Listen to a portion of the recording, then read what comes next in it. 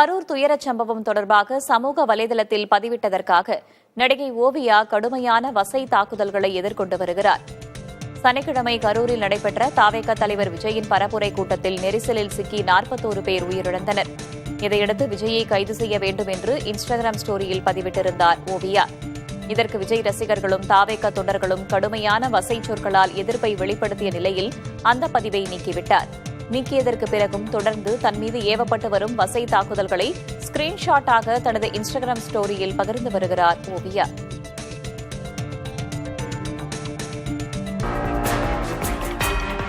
கரூர் சம்பவம் குறித்து எக்ஸ் பக்கத்தில் ஆக்ரோஷமாக பதிவிட்ட தாவேகா துணை பொதுச் செயலர் ஆதவ் அர்ஜுனா அந்த பதிவை அழித்துவிட்டார்.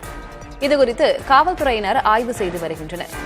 கரூர் கூட்ட நெரிசல் உயிரிழப்பு குறித்த அரசின் நடவடிக்கைகளை ஆக்ரோஷமாக விமர்சித்து தனது எக்ஸ் பக்கத்தில் ஆதவ் அர்ஜுனா பதிவிட்டார். சாலையில் நடந்து சென்றாலே தடியடி, சமூக வலைதளங்களில் கருத்து பதிவிட்டாலே கைது என தொடங்கும் அந்த பதிவு பாரதியாரின் கவிதையுடன் நிறைவு பெற்றது. கடும் விமர்சனங்களை சந்தித்த நிலையில் அந்த பதிவை ஆதவ் அர்ஜுனா அழித்துவிட்டார். இதுகுறித்து சைபர் கிரைம் காவல்துறையினர் ஆய்வு செய்து வருகின்றனர். கரூர் துயரச் சம்பவத்தை வைத்து வன்முறையை தூண்ட முயல்வது உச்சக்கட்ட பொறுப்பின்மையை காட்டுவதாக திமுக எம்பி கனிமொழி தெரிவித்துள்ளார்.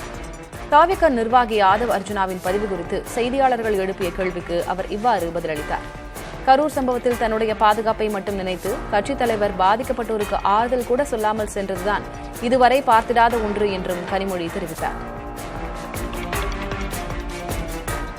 கட்சியோட தலைவர் அந்த நேரத்துல அந்த இடத்தை விட்டு போறதோ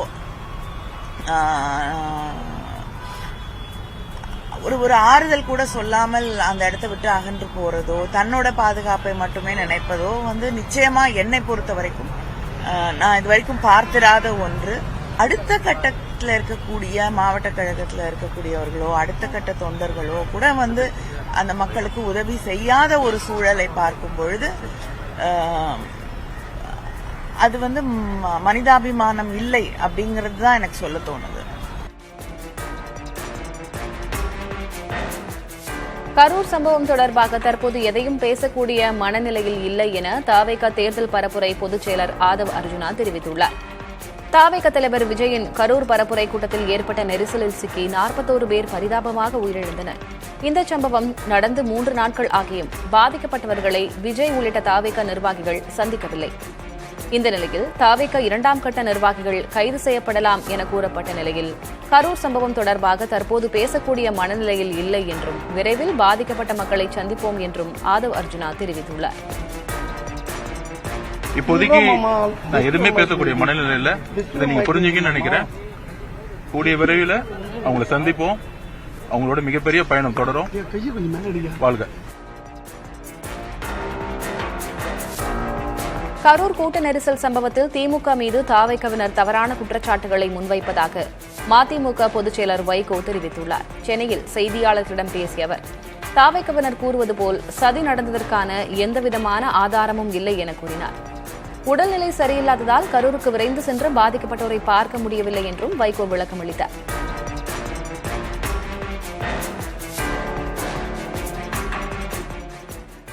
திமுக கழகத்தையே குறிவைத்து தாக்குவதைப் போல இதற்கு பின்னாலே ஒரு சதி இருக்கிறது. என்ன சதி? ஒரு சதின்னா அது ஒரு இடத்துல கான்ஸ்பிரசி கூடணும், அதுல திட்டங்கள் வகுக்கப்படணும், அதுல என்னென்ன திட்டங்கள் என்பது வெளியே வரணும்.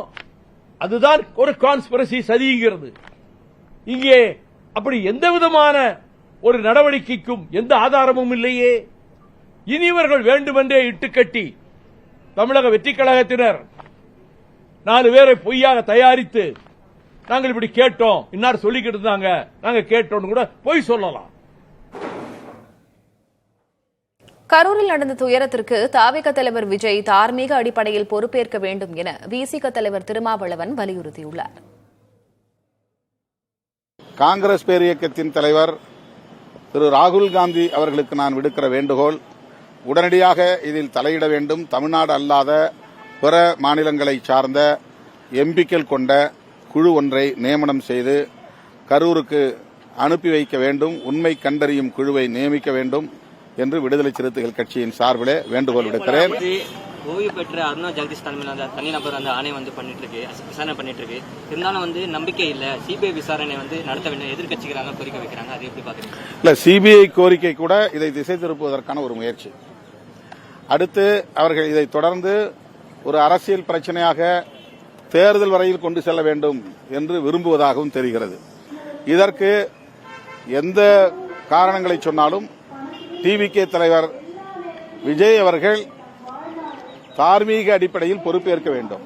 ஒரு கட்சியின் தலைவர் என்கிற முறையிலே தன்னை தேடி வரக்கூடிய மக்களுக்கு பாதுகாப்பை அளிப்பது தனக்கும் பொறுப்பு இருக்கிறது என்பதை உணர வேண்டும். காவல்துறை தான் இதற்கு பொறுப்பேற்க வேண்டும், தமிழ்நாடு அரசு தான் இதற்கு பொறுப்பேற்க வேண்டும் என்று தட்டி கழித்து ஓடிவிட முடியாது. RSS அமைப்பின் 100வது ஆண்டை முன்னிட்டு நினைவு நாணயத்தையும் அஞ்சல் தலையையும் பிரதமர் மோடி நாளை வெளியிடுகிறார். டெல்லியில் நடைபெறும் 100ஆண்டு விழாவில் பிரதமர் மோடியுடன் RSS பொதுச் செயலர் தத்தாத்ரேய ஹொசபலேவும் பங்கேற்கிறார். நாட்டிற்காக தன்னலமற்ற சேவையாற்றிய அமைப்பு என பிரதமர் மோடி 100ஆண்டு வாழ்த்துச் செய்தியில் RSSக்கு புகழாரம் சூட்டியிருந்தார். இதற்கிடையே நாக்பூரில் உள்ள தலைமையகத்தில் RSS தலைவர் மோகன் பகவத் 100ஆண்டு விழா சிறப்புரையாற்றவுள்ளார். அடுத்த ஓராண்டுக்கு 100ஆண்டு விழாவை கொண்டாட RSS திட்டமிட்டுள்ளது. 2008ஆம் ஆண்டு மும்பையில் பயங்கரவாத தாக்குதல் நடந்தபோது பதிலடி தராததற்கு அமெரிக்கா அளித்த நெருக்கடிதான் காரணம் என முன்னாள் உள்துறை அமைச்சர் ப. சிதம்பரம் தெரிவித்துள்ளார். தொலைக்காட்சி ஒன்றுக்கு பேட்டியளித்த ப. சிதம்பரம் இத்தாக்குதலுக்கு இதுபோன்ற பதிலடி தருவதென விவாதிக்கப்பட்டதாக தெரிவித்தார். ஆனால் பதிலடி தர வேண்டாம் என அமெரிக்க அமைச்சர் காண்டலிசா ரைஸ் நேரில் வந்து பிரதமரையும் தன்னையும் வலியுறுத்தியதாக ப. சிதம்பரம் தெரிவித்தார். வெளியுறவு அமைச்சக அறிவுறுத்தல்படி தாக்குதல் நடவடிக்கை வேண்டாம் என முடிவெடுத்ததாகவும் சிதம்பரம் கூறினார். ஆனால் சிதம்பரம் மிக குறைவான தகவல்களையே கூறியுள்ளதாகவும் அதுவும் மிக தாமதமாக கூறியுள்ளதாகவும் பாஜக எதிர்வினையாற்றியுள்ளது. அரசியல் கட்சிகளுக்கு ஆலோசனை வழிகாட்டுதல்கள் வழங்கியிருப்பதன் மூலம் கடந்த 3 ஆண்டுகளில் 241 கோடி ரூபாய் சம்பாதித்ததாக ஜன்சுராஜ் கட்சியின் தலைவர் பிரசாந்த் கிஷோர் கூறியுள்ளார். இதில் 99 கோடி ரூபாயை தனது கட்சிக்கு நன்கொடையாக வழங்கியதாகவும் 51 கோடி ரூபாயை வரியாக கட்டியதாகவும் அவர் தெரிவித்துள்ளார். ஜன்சுராஜ் கட்சிக்கு எப்படி பணம் வருகிறது என்று பாஜக கேள்வி எழுப்பிய நிலையில் செய்தியாளர்களை சந்தித்து இந்த விளக்கத்தை அவர் அளித்துள்ளார். பிரசாந்த் கிஷோர் இப்போது பீகாரில் ஜன்சுராஜ் கட்சியை நடத்தி வருகிறார். வரும் தேர்தலில் முத்திரை பதிக்க இக்கட்சி தீவிரம் காட்டி வருகிறது. லடாக் யூனியன் பிரதேசத்திற்கு மாநில அந்தஸ்து மற்றும் அரசியலமைப்பு பாதுகாப்பு கோரி மத்திய அரசுடன் பேச்சுவார்த்தை நடத்தி வந்த கார்கில் ஜனநாயக கூட்டணி பேச்சுவார்த்தையில் இருந்து விலகுவதாக அறிவித்துள்ளது. சூழலியல் ஆர்வலர் சோனம் வாங்சுக் மற்றும் லேவில் கைது செய்யப்பட்ட மற்றவர்கள் உடனடியாக விடுதலை செய்யப்பட வேண்டும். அத்துடன் செப்டம்பர் 24ஆம் தேதியன்று நடந்த துப்பாக்கிச்சூடு குறித்து நீதித்துறை விசாரணைக்கு உத்தரவிடப்பட வேண்டும். அதற்கு பிறகே பேச்சுவார்த்தையை தொடர முடியும் என்று அந்த அமைப்பின் சார்பில் தெரிவிக்கப்பட்டுள்ளது. சோனம் வாங்சுக் கைதை எதிர்த்து லே தலைமை குழு திங்கட்கிழமையன்று பேச்சுவார்த்தையில் இருந்து விலகியது.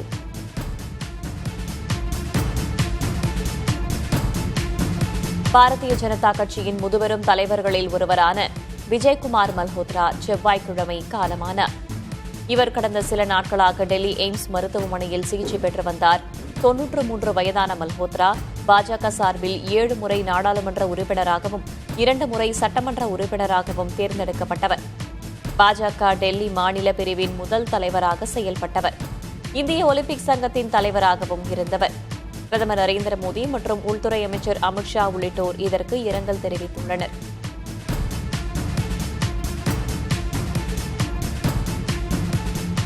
டெல்லியில் மாணவிகள் பாலியல் துன்புறுத்தல் விவகாரத்தில் சாமியார் சைத்தன்யானந்தா சரஸ்வதியின் 2 பெண் கூட்டாளிகளை காவல்துறை கைது செய்திருக்கிறது.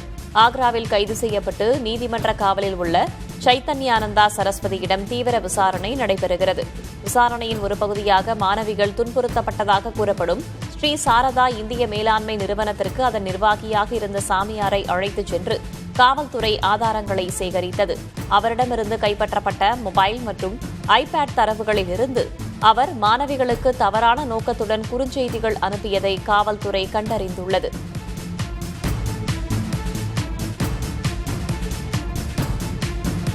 வெளிநாட்டில் தயாரிக்கப்பட்ட படங்களுக்கு 100% வரி விதிக்கப்படும் என்று அதிபர் டிரம்பின் அறிவிப்பால் அமெரிக்காவில் இந்திய படங்களை பார்ப்பதற்கான கட்டணம் 2 முதல் 3 மடங்கு உயரும் என்று கூறப்படுகிறது. இதனால் திரைப்படம் பார்க்க முன்பு போல் கூட்டம் வருமா என்ற கேள்வியும் எழுந்துள்ளது. ஹிந்தி, தெலுங்கு, தமிழ் திரைப்படங்களுக்கு அமெரிக்கா முக்கிய சந்தையாக விளங்குகிறது. தெலுங்கு படங்களில் வெளிநாட்டு வருவாயில் 85% அமெரிக்காவிலிருந்து மட்டுமே கிடைப்பதாக பிக்கி தொழில் அமைப்பு கூறுகிறது. அமெரிக்க வாழ் இந்தியர்கள் இந்திய படங்களை பார்க்க ஆண்டுக்கு 900 கோடி ரூபாய் செலவு செய்யும் நிலையில் இது குறையும் என்று எதிர்பார்க்கப்படுகிறது.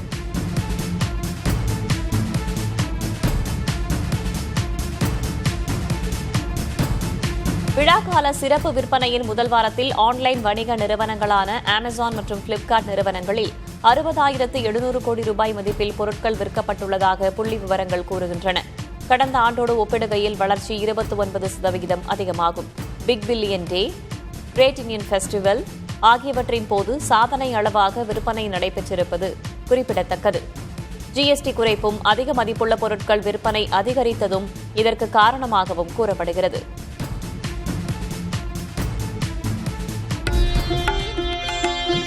தசராவை ஒட்டி கர்நாடக மாநில மைசூரு நகரில் அக்டோபர் 1, 2 தேதிகளில் பன்னி மண்டபத்தில் உள்ள தீப்பந்தம் கிரவுண்டில் ட்ரோன் ஷோ நடக்கவுள்ளது.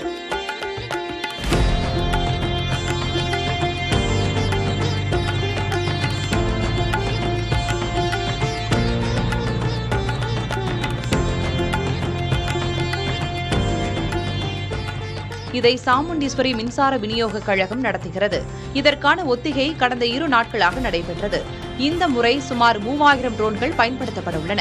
ட்ரோன்களை வைத்து புலி வடிவத்தை உருவாக்க 2983 ட்ரோன்கள் பயன்படுத்தப்பட உள்ளதால் இது கின்னஸ் உலக சாதனை புத்தகத்தில் இடம்பெற உள்ளதாகவும் கூறப்பட்டுள்ளது.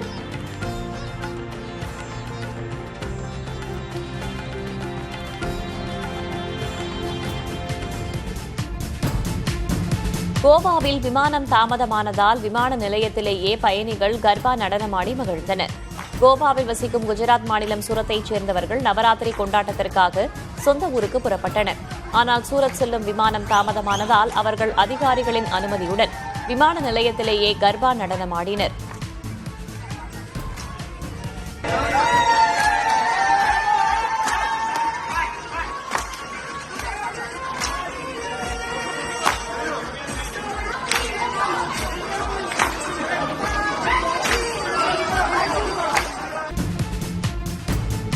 காசாவில் போரை நிறுத்த அமெரிக்க அதிபர் டிரம்ப் அறிவித்திருக்கும் 20 அம்ச திட்டத்திற்கு பிரதமர் மோடி வரவேற்பு தெரிவித்திருக்கிறார்.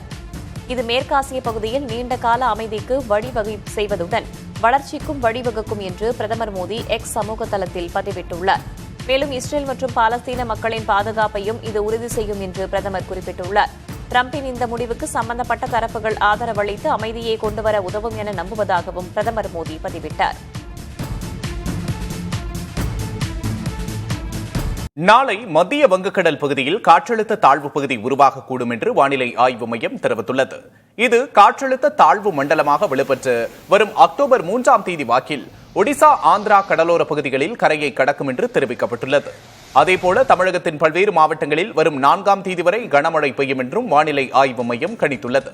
மேலும் அடுத்த 2 நாட்களுக்கு தமிழக கடலோர பகுதிகளான மன்னார் வளைகுடா மற்றும் அதனையொட்டிய குமரிக்கடல் பகுதிகளில் சூறாவளி காற்று வீசும் என்றும் மீனவர்கள் எச்சரிக்கையாக இருக்க வேண்டும் என்றும் அறிவுறுத்தப்பட்டுள்ளது.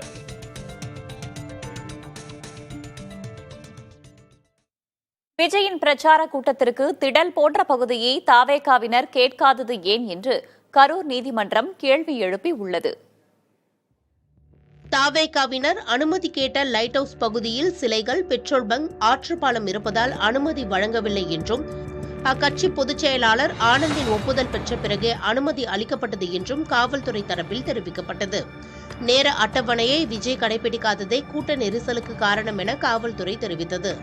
இதனைத் தொடர்ந்து பேசிய நீதிபதி, விஜய் வந்தாலே அது மாநாடுதான், அப்படி இருக்கையில் 10,000 பேர் மட்டும்தான் வருவார்கள் என எப்படி கணித்தீர்கள்?